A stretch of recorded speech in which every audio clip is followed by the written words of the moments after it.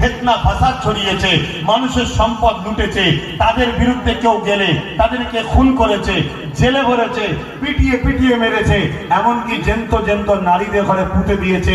এই ছিল পৃথিবীর ভৌগোলিক পরিস্থিতি।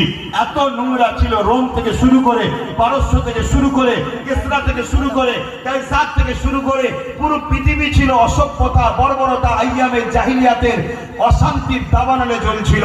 হযরত প্রফেট মুহাম্মদ সাল্লাল্লাহু আলাইহি ওয়াসাল্লাম তিনি শুধু মুসলমানদের নয়, যতটা মুসলমানদের ততটা হিন্দু, দলিত, আদিবাসী, শিখ, পাঞ্জাবি, খ্রিস্টান সমস্ত মানুষের জন্য স্রষ্টার পক্ষ থেকে পথ প্রদর্শক, আখেরি মেসেঞ্জার, আখেরি আউটার, আখেরি রাসূল হয়ে এসেছে। তিনি এসে কি বললেন?